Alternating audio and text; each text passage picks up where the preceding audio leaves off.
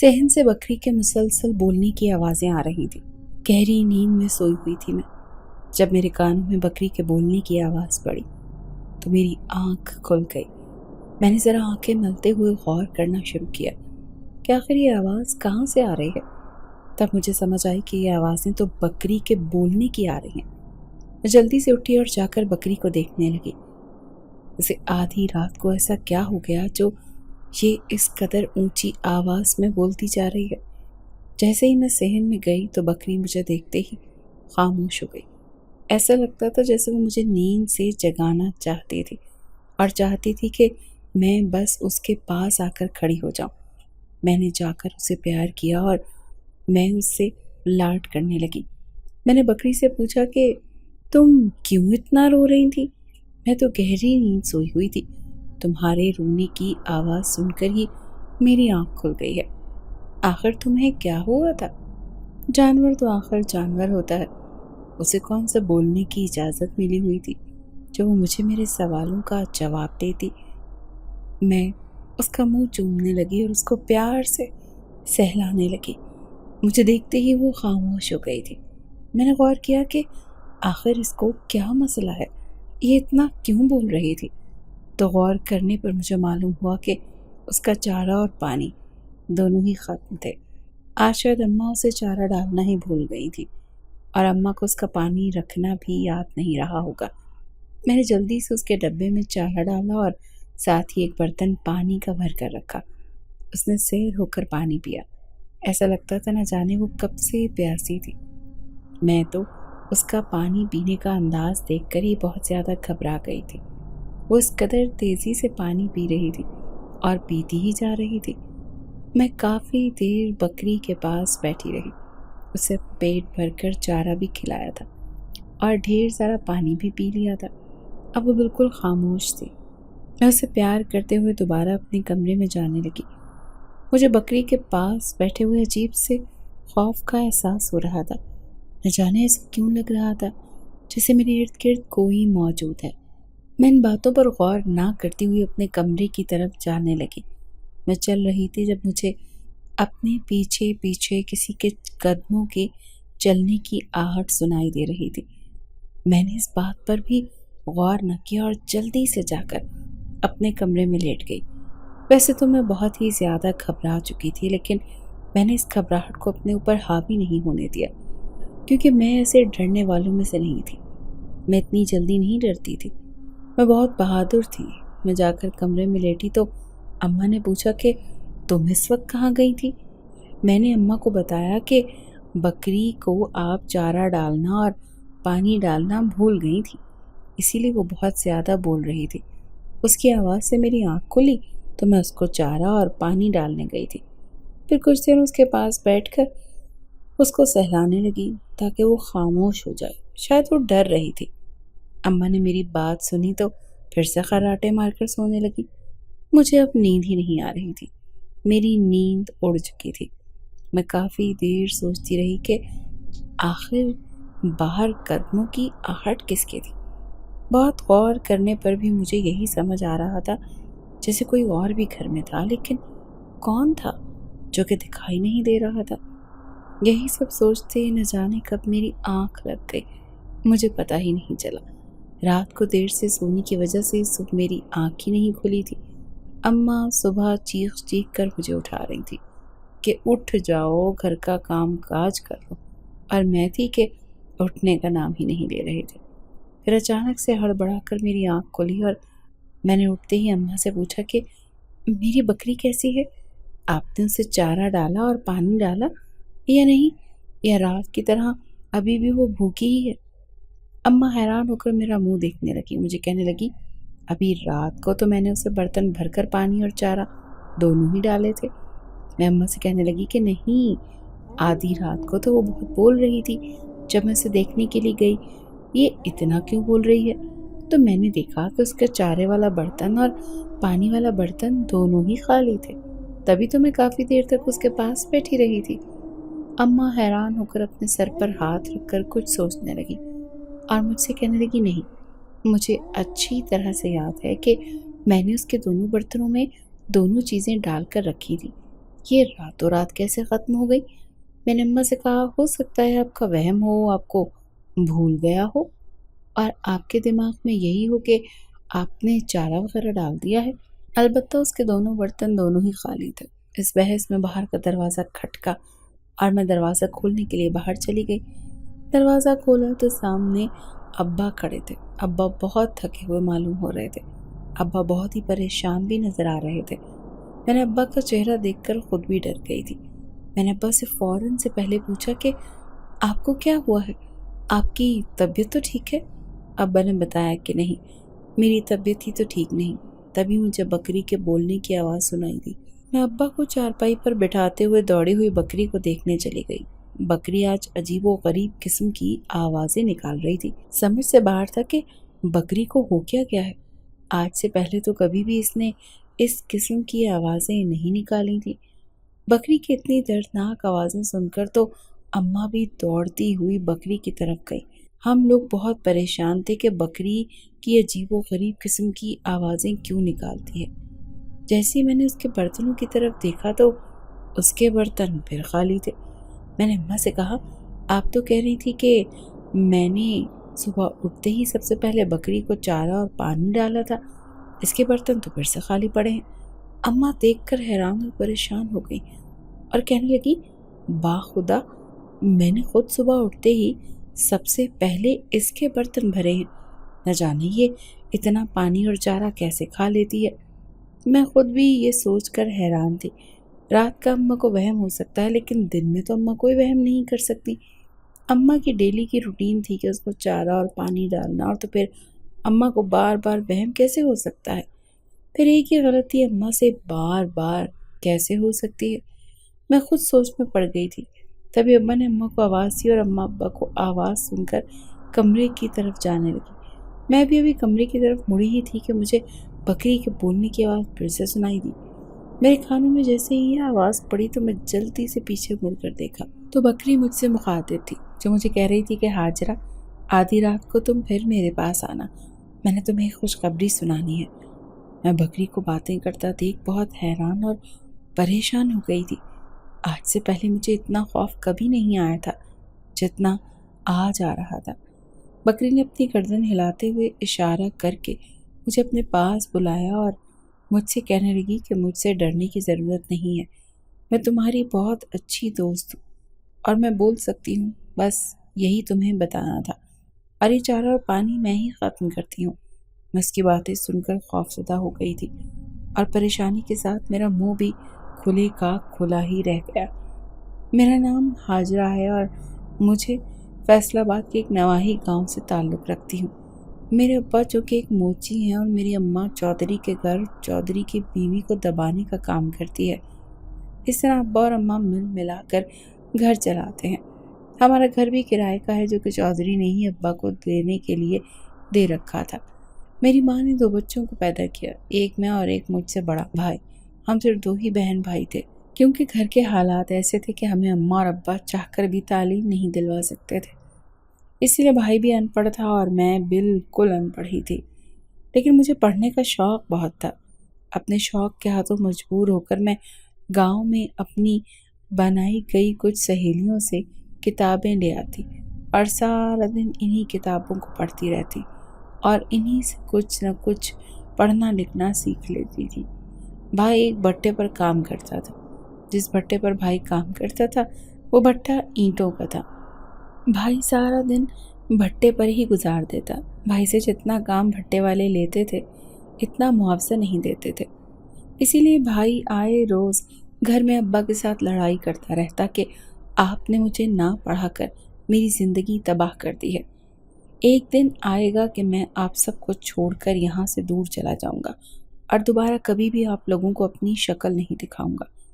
اماں اور ابا اکثر بھائی کی باتیں سنتے تو رو پڑتے تھے اور کہتے تھے کہ اس میں ہم لوگوں کا کیا قصور ہے، جتنا مالک نے ہمیں دیا اتنا ہی ہم نے تم لوگوں پر خرچ کر دیا، ابھی تو مالک کی مرضی ہے کہ وہ کتنا اپنے بندے کو عطا کرتا ہے، کسی کو بہت زیادہ عطا کرتا ہے تو کسی کو بہت کم، لیکن جو رب تعالیٰ کے فیصلے ہوتے ہیں ان کے آگے ہم لڑ نہیں سکتے۔ اماں ابا اکثر رو پڑتے اور بھائی کو سمجھاتے کہ तुम ऐसी जली कटी बातें करके हमारा दिल दुखाते हो। लेकिन भाई को अम्मा अब्बा के आंसू भी नजर नहीं आते। भाई हमेशा अपने दिल की भड़ास निकाल लेते और फिर यहाँ तो सो जाते या फिर बाहर अपने दोस्तों में निकल जाता, और अम्मा अब्बा कुड़ते सड़ते रहते। मैं अब्बा को अक्सर समझाती कि आपने बेटा तो पैदा कर लिया, लेकिन बेटे को ज़रा बराबर भी आप लोगों का एहसास नहीं। उससे पूछा कि आप एक और छोटी बेटी पैदा कर लेते तो कम से कम आप लोगों की मेरी तरह फिक्र करने वाली तो होती। मैं अम्मा अब्बा को हौसला देती कि आप परेशान ना हो, जिनके यहाँ औलाद नहीं होती वो भी बहुत अच्छी ज़िंदगी गुजार लेते हैं, और जिनके यहाँ बेटा नहीं होता वो भी सुकून की और बहुत अच्छी ज़िंदगी गुजार लेते हैं। तो क्या हुआ अगर भाई आप लोगों को छोड़कर चला जाएगा?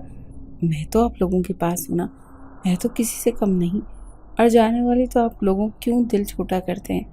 मेरी बातें सुनते हुए अम्मा हमेशा मुझसे कहती कि तुम तो पराया धन हो, आज नहीं तो कल अपने घर की हो जाओगी। सारी उम्मीदें और सारी तवक्कुआत तो हमारी उम्र से हैं, लेकिन उम्र समझे तब ना। खैर ये बहस तो हर दूसरे दिन ही हमारे घर में चलती रहती थी, क्योंकि भाई जब जब भट्टे पर जाता तब तब आकर अम्मा और अब्बा के साथ ऐसे ही लड़ाई करता। ये मामला तो ऐसे ही चलते रहते थे। मैं अपने शौक की वजह से अपनी सहेलियों का पीछा नहीं छोड़ती थी और उन्हें देखकर कुछ कुछ पढ़ना लिखना जान गई थी। मैं खेल के बहाने अक्सर अपनी सहेलियों के घर जाया करती थी, तो वहाँ से किताबें लेकर गांव में बने एक पुराने से खंडर के पास जाकर बैठी रहती। अम्मा अक्सर मुझे वहाँ पर जाने से रोका करती थी, क्योंकि उस खंडर के बारे में अजीबोगरीब सी कहानियाँ पूरे गांव में फैली हुई थी। हर कोई मुझे लेकर खंडर की तरफ जाने से रोकता था, लेकिन मुझे खंडर पर ही पढ़कर सबसे ज़्यादा सुकून मिलता था। ऐसा लगता था जैसे दुनिया का सारा सुकून इसी खंडर में छुपा हुआ है। मैं सारा सारा दिन खंडर पर ही गुजार देती और पढ़ती रहती। मैंने ऐसे ही पढ़ कर मैट्रिक पास कर लिया था। मैं अपनी सहेलियों के नोट्स और तैयारी करती और जाकर स्कूल में पेपर दे आती। अम्मा अब्बा मेरी इस आदत से बहुत खुश थे, क्योंकि हमारे पूरे ख़ानदान में किसी ने स्कूल की शक्ल भी नहीं देखी थी, और मैं इस तरह बग़ैर पैसों के पढ़ कर मैट्रिक पास कर चुकी थी। जब मेरा मैट्रिक का रिज़ल्ट आया तो भाई घर ही था। मैंने अम्मा और अब्बा को आकर बताया कि बहुत अच्छे नंबरों से मैं पास हो गई हूँ। तो भाई हैरान हुआ कि मुझसे कहने लगा कि तुमने पेपर कब दिए। तभी अम्मा ने भाई को समझाते हुए कहा कि एक बात बोली कि जो लोग कोशिश करते हैं वो कामयाब भी हो जाते हैं। हाजरा को पढ़ने का शौक़ था। हाजरा ने कभी भी हमसे 1 रुपए की भी डिमांड नहीं की और अपने बलबूते पर सहेलियों से नोटिस ले लेकर कामयाबी हासिल की है। और तुम हमेशा अपने बाप को कोसते रहते हो कि तुम्हारे बाप ने तुम पर पैसा नहीं लगाया और तुम्हें नहीं पढ़ाया। जिन्होंने पढ़ना होता है ना, वो किसी न किसी तरीके से कामयाबी को हासिल कर ही लेते हैं। भाई को अम्मा की ये बातें बहुत बुरी लगती थी। वो चीख चीख कर अम्मा से कहने लगता कि अपनी नाकामियों का सेहरा मेरे सर पर मत डालें। आप लोग इस काबिल नहीं हैं कि आप लोग मुझे पढ़ा सकें, और अब अपने गैर जिम्मेदाराना रवैये का गुनाह मेरे नाम मत डालें। अब्बा भी ये सब देखते रहते और खामोशी इख्तियार कर लेते। अब्बा तो बहुत ही कमज़ोर हो चुके थे। अब अब्बा से जूतों का काम नहीं होता था। अब्बा अगर भाई से कहते कि तुम मेरे साथ मोची की दुकान पर बैठ जाया करो ताकि तुम्हें कुछ जूता सिलाई करना आ जाए, तो भाई टूट कर अब्बा को भी पड़ जाता और कहता कि मैं आपको इन्हीं कामों के लिए नज़र आता हूँ। लोग अपने बच्चों को बड़ा से बड़ा अफसर बनाने के ख्वाब देखते हैं, और एक मेरे माँ बाप हैं जो मुझे मोची और भट्टे पर भेजने का ख्वाब देखते हैं। एक दिन मैं आप सबको छोड़कर चला जाऊंगा और दोबारा कभी आपको अपना मुंह नहीं दिखाऊंगा। ये तो भाई का डेली का डायलॉग बन चुका था, जो भाई अम्मा और अब्बा को बोल बोल कर उनका खून जलाते रहते थे। मैंने मैट्रिक का इम्तिहान पास करने के बाद भी खंडर में जाना नहीं छोड़ा। अब मैं खंडर पर जाकर कुछ न कुछ लिखती रहती, कोई ना कोई प्रैक्टिस करती रहती। अक्सर तो कुछ सोचने के लिए मुझे खंडर पर जाकर बैठती, क्योंकि मेरा घर में दम घुटता था। घर के माहौल ने मुझे बिल्कुल ही चुप करवा कर रख दिया था। भाई की हरकतें भी दिन ब दिन बिगड़ती जा रही थी और अम्मा अब्बा की हालत मुझसे देखी नहीं जाती थी। इसीलिए मैं खुद से बातें करने के लिए, खुद के लिए साथ वक्त गुजारने के लिए खंडर चली जाती और कई कई घंटे बैठी सोचती रहती और ख़ुद से बातें करती रहती कि आखिर घर के हालात कब तक ऐसे रहेंगे, कब तक अम्मा और अब्बा को ऐसे ही अपना खून जलाना पड़ेगा। اور بھائی کب سمجھیںگے کہ وہ جیسے بھی ہیں ہمارے ماں باپ ہیں۔ جس قدر وہ کام کر سکتے تھے، جس قدر ان کی بوڑھی ہڈیاں ان کا ساتھ دے سکتی تھی ہماری پرورش کی، اب ہمارا بھی فرض بنتا ہے کہ ہم اپنے ماں باپ کے کچھ اچھا سوچیں۔ لیکن بھائی کے پاس تو اماں ابا کے لیے سوچنے کا ٹائم بھی نہیں تھا۔ وہ تو اماں اور ابا کے لیے اچھا تو بہت دور کی بات، کچھ برا بھی سوچنے کے لیے وقت نہیں نکالتا تھا۔ بس یہی گھریلو پریشانیاں مجھے اندر ہی اندر کھا ہی جاتی تھی۔ ایک روز میں کھنڈر کی طرف جا رہی تھی کہ میری ایک بہت ہی قریبی سہیلی مجھ سے جا لگی۔ ہاجرہ، تم کھنڈر پہنچ جاتی ہو، میرا تم سے یہی کہنا تھا کہ تم کھنڈر جانا چھوڑ دو، وہ جگہ ٹھیک نہیں ہے اور جنات الٹی سیدھی حرکتیں سننے کو ملتی رہتی ہیں۔ پتہ نہیں تم اپنا اتنا وقت کیسے اس کھنڈر میں گزارتی ہو؟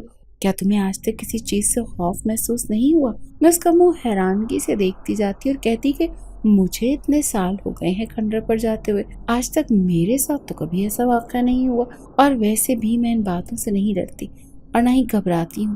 مجھے جو کرنا ہوتا ہے میں وہ کر گزرتی ہوں۔ میں اپنی سہیلی سے کہتے ہوئے کھنڈر کی طرف جانے لگی۔ تبھی میری سہیلی نے مجھ سے کہا کہ آج میں بھی تمہارے ساتھ کھنڈر جانا چاہتی ہوں، دیکھوں تو صحیح کہ وہاں ایسا کیا ہے جو پورے گاؤں میں اس کھنڈر کے بارے میں عجیب و غریب سی باتیں مشہور ہیں اور سب لوگ اس طرف جاتے ہوئے بھی گھبراتے ہیں، بلکہ گھبراتے نہیں، خوف زدہ ہو جاتے ہیں۔ میں نے اپنی سہیلی کو ساتھ لیا اور کھنڈر کی طرف چلی گئی۔ ہم دونوں جا کر کھنڈر پر ایک جگہ بیٹھ گئیں۔ اسے اپنا کچھ کام کرنا تھا، وہ اپنے نوٹس نکال کر کام کرنے لگی اور میں ہمیشہ کی طرح بیٹھی ادھر ادھر کا جائزہ لینے لگی۔ تبھی اچانک سے ارم کے پاس پڑے کچھ پیپرز اپنے آپ اڑنے لگے۔ ارد گرد کا ماحول دیکھتے ہوئے ذرا سا جھونکا بھی نہیں چل رہا تھا۔ پیپرز کا اڑنا تو ایک عجیب سا منظر پیش کر رہا تھا۔ ہوا کچھ ایسا کہ ارم اپنے پاس پیپرز رکھ کر اپنا کام کر رہی تھی کہ اچانک سے پیپرز ہلنے کی آواز آئی۔ ارم یہ سمجھی کہ میں اسے ڈرانے کے لیے یہ سب کر رہی ہوں، اور مجھے ایسا لگ رہا تھا جیسے ارم مجھے ڈرانے کے لیے یہ سب کر رہی ہے۔ لیکن ہم دونوں ہی اپنی جگہ غلط تھے، ہم دونوں میں سے ہی کوئی یہ حرکت نہیں کر رہا تھا۔ یہ کوئی تیسری ہی طاقت تھی جو پیپرز کو مسلسل ہلا رہی تھی۔ جیسے ہی پیپرز ہلتے، میں اور ارم چونک کر پیپرز کی طرف دیکھتے۔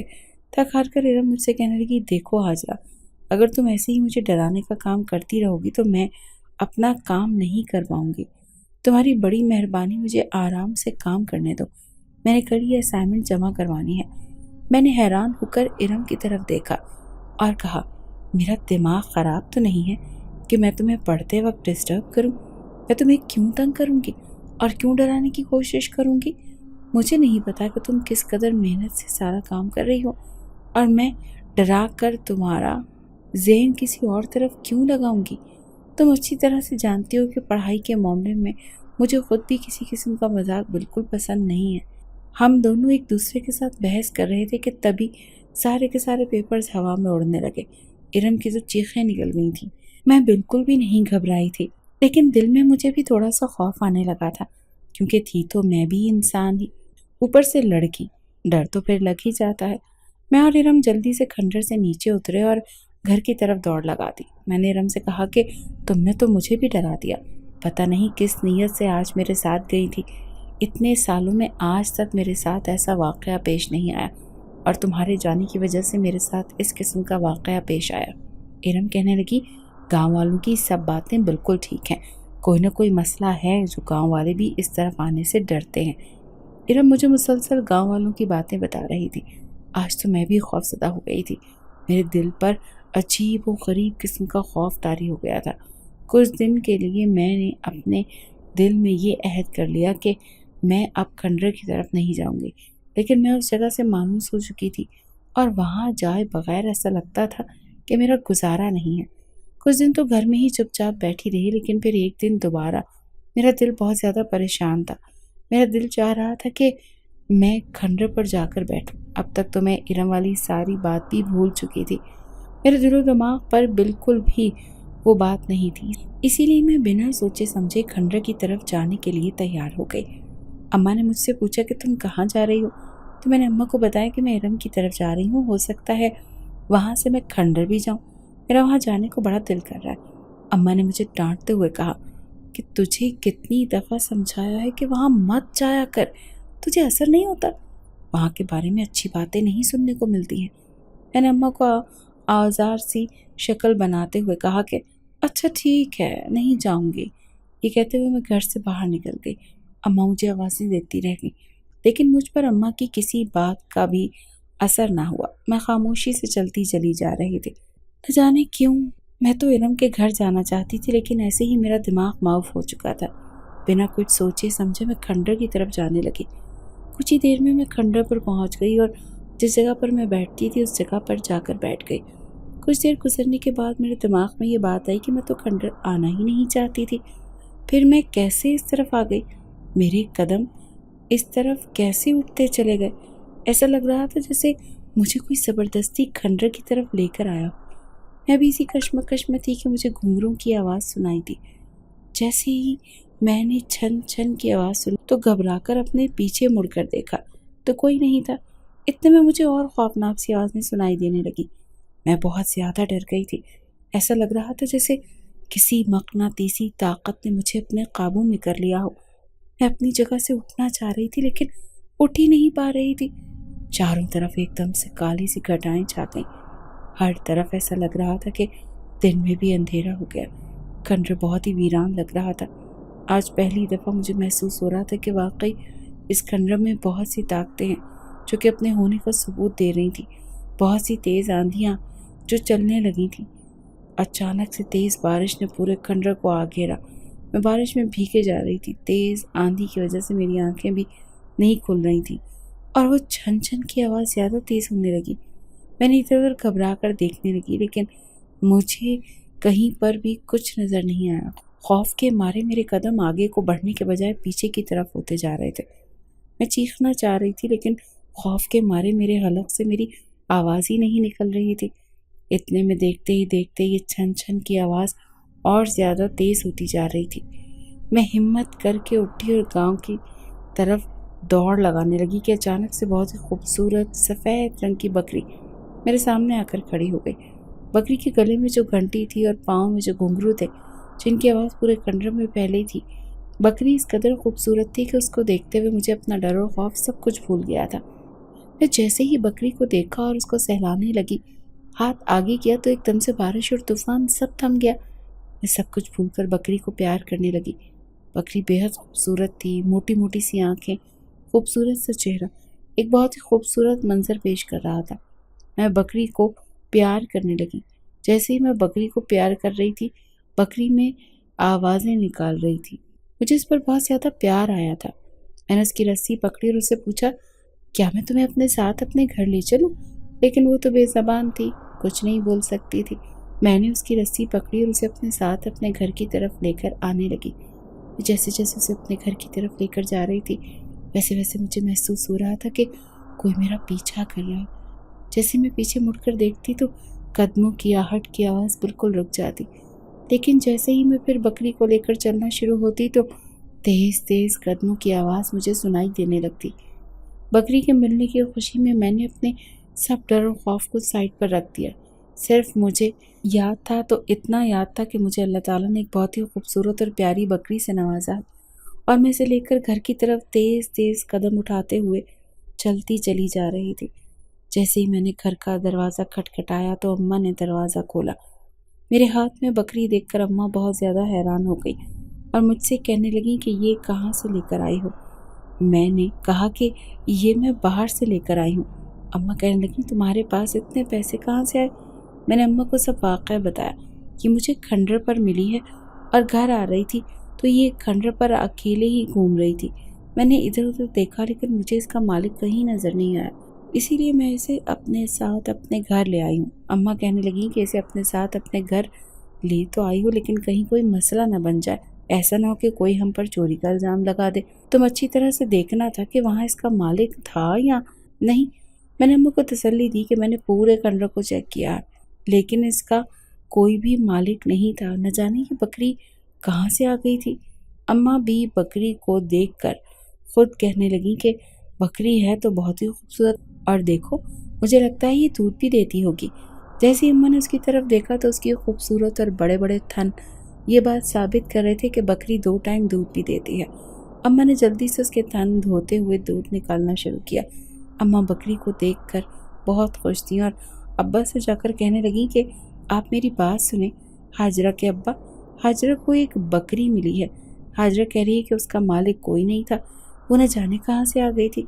मुझे तो लगता है कि वो साथ वाले गांव से आई है और इस तरफ निकल आई होगी भटकती हुई। वो बकरी हमारे गांव में आ गई होगी, इसी वजह से उसके साथ कोई उसका मालिक नहीं था। अब्बा ने भी जब उस बकरी को देखा तो कहने लगी, ये तो बड़ी खूबसूरत और कीमती बकरी है। इस नस्ल की बकरियां तो बहुत कम लोगों के पास होती हैं। इतनी ज्यादा कीमती है कि कोई भी इसे देखे तो वो इतनी बेशकीमत बकरी को चुरा ही ले। मैंने अब्बा से कहा, लेकिन मैंने नहीं चुराई, मुझे तो अल्लाह ताला ने अपनी जनाब से अता की है। मैं घर आ रही थी तो मुझे ये बकरी रास्ते में मिली। मैंने इर्द गिर्द हर जगह इसके मालिक को तलाश किया, लेकिन मुझे तो इसका मालिक कहीं नहीं मिला। इसीलिए मैं इसे अपने साथ अपने घर ले आई।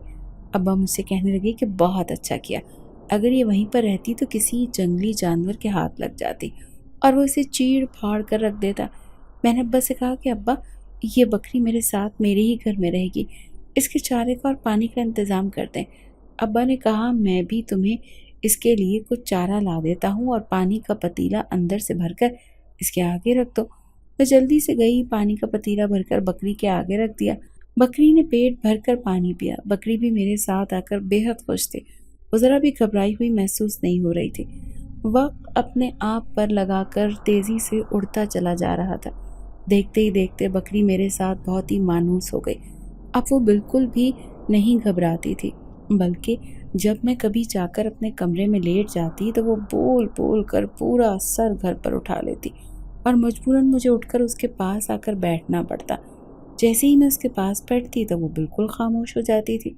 ऐसा लगता था जैसे बकरी मुझे अपने इर्द गिर्द रखना चाहती है, कहीं दूर नहीं भेजना चाहती।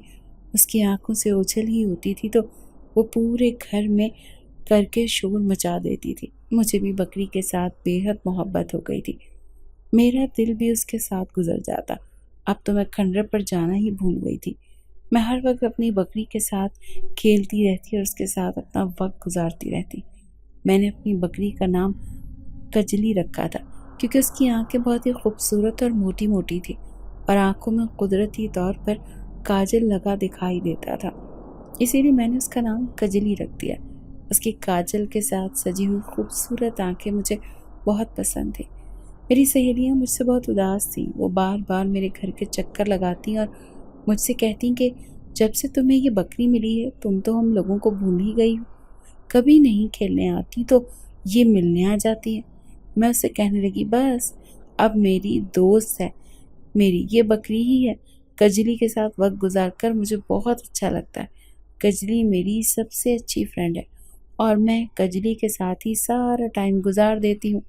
मेरी दोस्तें मेरी ये बातें सुनकर बेहद जेलस हो रही थी और मुझसे कहने लगी, तुम्हें तो कजली मिल गई है तो हमने हमें बड़े छोड़ दिया। अगर कजली कहीं तुम्हें भी छोड़कर चली गई तो फिर भी हमारे पास मत आना। कजली के साथ तुम कहीं भी चली जाना। मुझे अपनी सहेलियों की ये बातें बहुत बुरी लगती थी। यही वजह थी कि मैं उनके पास जाना और बैठना मुनासिब नहीं समझती थी। वैसे भी कजली की मोहब्बत ने मुझे इस काबिल छोड़ा ही नहीं था कि मैं किसी और के पास जाकर बैठती और अपना वक्त उनके साथ गुजारती। मैं सारा दिन कजली की खिदमत करती रहती थी। कभी उसको चारा डालती, कभी पानी डालती, कभी उसकी रस्सी खोलकर पूरे घर में उसको घुमाती, एक एक घर का कोना उसे दिखाती। मुझे ऐसा लगता था जैसे वो मेरी बातों को समझती है और सुनती भी है और मुझे इस बात का रिस्पॉन्स करती है। लेकिन ऐसा कुछ भी नहीं था, ये सब मेरा वहम था, इसके सिवा और कुछ भी नहीं। कई दफ़ा मुझे महसूस होता है जैसे कजली मुझसे कोई बात करना चाहती है, लेकिन कह नहीं पा रही। अक्सर इसके पास बैठती हूँ, उसको कहती हूँ तो, कजली तुमने कभी सोचा नहीं कि तुम इतनी खूबसूरत हो? काश तुम्हें बोलना आता और तुम मेरे साथ ढेरों बातें करती। सारी रात तुम मेरे साथ ही बातें करती, मैं तुम्हारे पास से कभी भी उठकर अपने कमरे तक न जाती। सारी रात तुम्हारे साथ गप्पे हाँकते ही गुजर जाती थी। कजली मेरी तरफ ऐसे देखती जैसे मुझे देखकर मुस्कुरा रही हूँ। मुझे कजली की एक आदत तो बहुत पसंद थी। जब आधी रात होती और सब सो जाते और मैं और कजली काफ़ी देर तक जागते रहते, मैं काफ़ी देर तक उसके साथ अपने घर की बातें करती रहती, अपने दिल का बोझ हल्का करती रहती। एक दिन भाई आया और कजली की मैं सुनकर गुस्से में आ गया और मुझसे कहने लगा कि उठाकर इसको बाहर फेंक दो। मैंने अपने भाई से कहा कि یہ میری بکری اور خبردار اگر اس کو کسی نے ہاتھ بھی لگایا مجھ سے برا کوئی نہیں ہوگا. میں اس سے بہت زیادہ محبت کرتی ہوں اور اس کی بہت حفاظت کرتی ہوں. اگر کسی نے اس کی طرف آنکھ اٹھا کر بھی دیکھا تو اس کی آنکھیں نوچ لوں گی. میری اتنی باتیں سن کر بھائی نے مجھے بہت پیٹا اور مجھ سے کہنے لگے ایک بکری کے پیچھے تم مجھ سے اتنی زبان چلاتی ہو. آج تم نہیں یا میں نہیں، اماں اور ابا نے تمہیں بہت سر چڑھا کر رکھا ہوا ہے. اماں ابا نے بہت ہی مشکل سے بھائی سے مجھے چھڑوایا. بھائی نے مجھے بہت بری طرح سے پیٹا تھا. مجھے بہت زیادہ چوٹ لگی تھی. زخم اتنے گہرے تھے کہ بڑھنے کا نام نہیں لے رہے تھے. ایک دن میں کجلی کے پاس بیٹھی تو اپنے زخموں کی بات کر کے رو پڑی. میری باتیں سن کر کجلی کی آنکھوں سے بھی آنسو نکل آتے. بے صاف تھا وہ بھی رونا شروع کر دیتے. مجھے اس کے ساتھ اس قدر محبت ہو گئی تھی، ایسا لگتا تھا کہ وہ میری بہن ہی ہے، کیونکہ میری کوئی بہن نہیں تھی جس کے ساتھ میں اپنے دل کا حال اور 4 باتیں شیئر کر لیتی. اسی لیے میں نے دل میں سوچا کہ کجلی ہی میری بہن ہے. اسی لیے میں کجلی کے ساتھ ہی ساری باتیں کرتی تھی. وقت کے ساتھ ساتھ میں اور کجلی ایک دوسرے کو بہت اچھی طرح سے سمجھ گئے. میری بکری میری ہر بات کو سمجھتی تھی. ایک روز میں سوئی ہوئی تھی کہ مجھے اپنی بکری کے بولنے کی آواز آئی. میں بہت گہری نیند سوئی ہوئی تھی. جیسے ہی میرے کانوں میں اس کی آواز پڑی تو میں ہڑبڑا کر اٹھ بیٹھی. میں جلدی سے اپنے بستر سے اٹھی، کجلی کی طرف جانے لگی. جا کر دیکھا تو وہ بے تحاشا بول رہی تھی. بکری نے میں کر کے پورا گھر سر پر اٹھا رکھا تھا. ایسا لگتا تھا جیسے بکری بہت زیادہ تکلیف میں ہو. غور کرنے پر مجھے معلوم ہوا کہ بکری شدید بھوک کی وجہ سے اتنا بول رہی ہے. میں نے جلدی سے اس کے کھانے کے برتن میں چارہ ڈال دیا اور پانی کے برتن میں پانی ڈال دیا. اب سہلانے لگی. میرے سہلاتے وہ خاموش ہو گئی. میں نے سوچا اماں چارہ ڈالنا بھول گئی ہوں گی، لیکن جب صبح ہوئی تو اماں نے کہا کہ میں نے تو برتن میں چارہ ڈالا تھا. ایسا ہی 2-4 دفعہ ہوتا نظر آیا کہ اماں چارہ ڈالتی لیکن بکری کے برتن میں چارہ غائب ہوتا اور وہ میں کر کے ساری رات اور دن بولتی رہتی. میں بہت زیادہ پریشان تھی. ایک دن میں نے غور کیا کہ آخر اس کا چارہ جاتا کہاں ہے. میں کافی دیر اس کے پاس بیٹھی رہی. وہ چارہ کھاتی لیکن اس کے پاس بیٹھے ہوئے مجھے ایسا محسوس ہو رہا تھا جیسے میرے ارد گرد کوئی ہے. ایسا لگتا جیسے کوئی سایہ میرے ارد گرد منڈلا رہا ہے. میں اپنے ہی گھر میں ڈرنے والی تو نہیں تھی، لیکن کچھ حرکتیں ایسی محسوس ہو رہی تھی کہ نہ چاہتے ہوئے بھی مجھے بہت ڈر لگ رہا تھا. میں اپنا ڈر بھگانے کے لیے اپنی بکری سے مسلسل باتیں کر رہی تھی کہ اچانک سے مجھے اپنی بکری کے چہرے پر مسکراہٹ سی آتی محسوس ہوئی. میں حیران ہو کر اس کی طرف دیکھنے لگی اور دیکھتے ہی دیکھتے بکری کے چہرے پر مسکراہٹ پھیل گئی. لیکن تبھی میں ڈر کر کمرے کی طرف بھاگنے لگی کہ بکری نے مجھے آواز دی.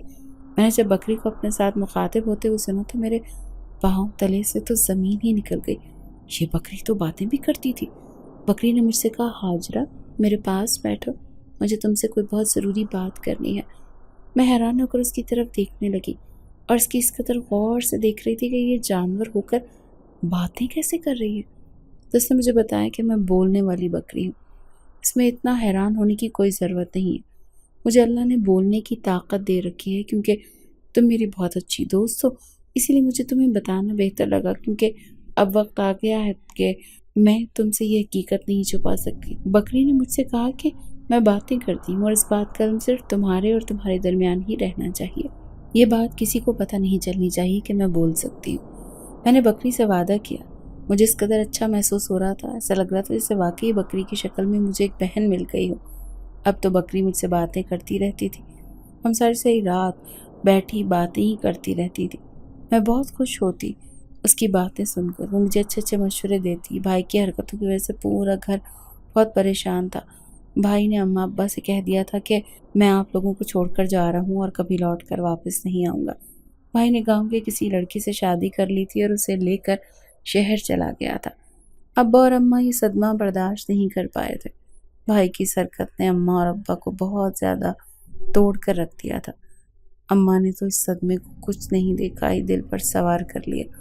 اماں ہر وقت بھائی کو یاد کر کر کے روتی رہتی. پورا گھر غم کے ماحول سے بھرا ہوتا. میرا دل بھی نہیں کرتا تھا کہ میں کسی سے بھی بات کروں. گھر کا ماحول ایسا ہو گیا تھا کہ خاموش رہنا ہی بہتر سمجھا جاتا تھا. میری اس پریشانی کو میری بکری بھی سمجھتی تھی. میں نے اب اپنی بکری کے پاس بیٹھنا بہت کم کر دیا تھا. ایک رات میں بہت زیادہ پریشان تھی اور اس پریشانی کو میری بکری بھی سمجھتی تھی. میں نے اپنی بکری کے پاس بیٹھنا تو بہت کم کر دیا تھا. ایک رات میں بہت پریشان حال بکری کے پاس بیٹھی ہوئی تھی کہ جب بکری نے مجھ سے کہا کہ تم پریشان کیوں ہو؟ میں نے اسے بتایا کہ گھر میں ایک دانہ اناج کا نہیں ہے، آج بھی سارا دن فاقہ ہی کاٹا ہے، کل کا بھی نہیں پتا کچھ کھانے کو ملے گا یا نہیں۔ بکری میرا منہ دیکھ کر مسکرانے لگی اور مجھ سے کہنے لگی کہ جاؤ اپنا تکیہ اٹھا کر دیکھو، اس کے نیچے تو ڈھیروں پیسے پڑے ہیں۔ میں بڑی زیادہ حیران ہوئی اور میں نے بکری سے کہا کہ مجھ سے اس وقت مذاق مت کرو، میں مذاق کے موڈ میں نہیں ہوں۔ بکری نے مجھ سے کہا کہ میں بھی مذاق موڈ میں نہیں، اسی لیے کہہ رہی ہوں کہ جاؤ ابھی جا کر اپنا تکیہ اٹھاؤ اور اس کے نیچے پیسے ہیں اور ان پیسوں سے کچھ کھانے کے لیے صبح منگوا لینا۔ جب میں نے جا کر اپنا تکیہ اٹھایا تو دیکھا تکیے کے نیچے سے تو واقعی ڈھیر سارے نوٹ ملے۔ یہ دیکھ کر میں بہت خوش ہو گئی۔ میں نے آ کر بکری سے پوچھا کہ تمہیں کیسے معلوم تھا کہ میرے تکیے کے نیچے بہت زیادہ پیسے پڑے ہیں، اور یہ پیسے آئے کہاں سے؟ بکری نے میرے ساتھ باتیں کرتے ہوئے مجھے بتایا کہ یہ پیسے تمہارے لیے ایک شہزادہ رکھ کر گیا ہے اور یہ پیسے تمہارے ہیں۔ تم بھی پریشان ہو اور اپنے اس جادوئی تکیے کو ہلا کر دیکھا کرنا، تمہیں ہمیشہ وہاں سے پیسے نکلتے ہوئے نظر آئیں گے۔ میں بکری کی یہ بات سن کر بہت خوش ہوئی۔ میرے ساتھ بکری جتنی بھی باتیں کرتی وہ میرے لیے اور بکری کے لیے درمیان میں ہی رہا کرتی۔ آج تک گھر میں سے کسی کو نہیں معلوم تھا کہ میری بکری مجھ سے باتیں بھی کرتی ہے۔ ایک دن مجھے بکری کے پاس بیٹھے کافی دیر ہو چکی تھی۔ باتیں کرتے کرتے وقت کا اندازہ نہیں ہوا کہ وقت کتنی تیزی سے گزرتا چلا جا رہا تھا۔ بکری نے مجھ سے کہا کہ جاؤ اور جا کر سو جاؤ، آج رات ایک شہزادہ آئے گا جو تم سے شادی کر کے تمہیں اپنے ساتھ اپنی دنیا میں لے جائے گا۔ میں مسکرانے لگی اور اپنی بکری سے کہنے لگی کہ میرے اتنے نصیب کہاں، میرے نصیبوں میں کوئی شہزادہ آئے، ہم غریبوں کے گھر کوئی عام سا رشتہ آ جائے تو بہت بڑی بات ہے۔ وہ مسکراتے ہوئے کہنے لگی تمہارے نصیبوں میں ہی تو شہزادے کا پیار لکھا ہے۔ میں حیران ہو کر اس کا منہ دیکھنے لگی۔ تبھی اماں کی آواز میرے کانوں میں پڑی جو کہ مجھے کہہ رہی تھی کہ آ کر اب اپنے بستر پر لیٹ جاؤ، صبح مجھے کام پر بھی جانا ہے اور گھر کا کام تمہیں سنبھالنا ہے، تمہارے ابا کی بھی طبیعت ٹھیک نہیں ہے، اسی لیے ان کا خیال رکھنا، جلدی سو گئی تو صبح جلدی اٹھو گی نا۔ میں اماں کی بات سنتے ہی ہاں میں سر ہلاتے کہا اور میں آ رہی ہوں، آپ چلیں۔ میں نے بکری کو اللہ حافظ کہتے ہوئے کہا مجھے اجازت دو، میں جا کر سونے لگی ہوں۔ بکری نے پھر مسکراتے ہوئے کہا ہاں جا کر سو جاؤ، شہزادہ آئے گا جو تمہیں اپنے ساتھ لے جائے گا۔ میں سمجھی کہ وہ مذاق کر رہی ہے اور یہی سمجھتے ہوئے میں جا کر اپنے بستر پر لیٹ گئی۔ سوچتے سوچتے نہ جانے کب میری آنکھ لگ گئی۔ ابھی میری آنکھ لگے کچھ ہی وقت گزرا تھا کہ میرے خواب میں ایک شہزادہ آیا اور شہزادہ جنات مجھے اپنے ساتھ اپنی دنیا میں لے گیا۔ میں خواب میں جن جگہوں کو ڈر رہی تھی اور خوف کھا رہی تھی، میری آنکھ کھل گئی۔ میں جیسے ہی اٹھی تو میرے دل میں خیال آیا کہ میں جا کر یہ خواب اپنی بکری کو سناتی ہوں۔ جیسے ہی صحن میں بکری کو خواب سنانے کے لیے گئی تو میری بکری وہاں سے غائب تھی۔ میں پورے گھر میں اسے ڈھونڈا لیکن بکری مجھے کہیں نظر نہ آئی۔ اچانک سے مجھے ایسا محسوس ہوا کہ میرے پیچھے کوئی کھڑا ہے۔ جیسے میں نے پیچھے مڑ کر دیکھا تو وہی خواب والا شہزادہ تھا۔ میں اسے دیکھ کر بہت زیادہ گھبرا گئی۔ مجھے سمجھ نہیں آ رہی تھی کہ آخر میرے ساتھ ہو کیا رہا ہے۔ شہزادے نے مجھے بتایا کہ میں جنزادہ ہوں اور میں اسے دیکھ کر بہت زیادہ ڈر گئی۔ اس نے میرا ہاتھ تھاما اور مجھ سے کہنے لگا میں تم سے بہت پیار کرتا ہوں، تم پر عاشق ہو چکا ہوں، اور یہ بات اب کی نہیں ہے، یہ تب کی ہے جب تم چھوٹی سی کھنڈر پر آیا کرتی تھی اور میں تب تمہارا عاشق ہو گیا اور تب سے تم سے بات کرتا ہوں۔ میرے حلق سے ڈر کی وجہ سے آواز نہیں نکل رہی تھی، میں تھر تھر کانپ رہی تھی۔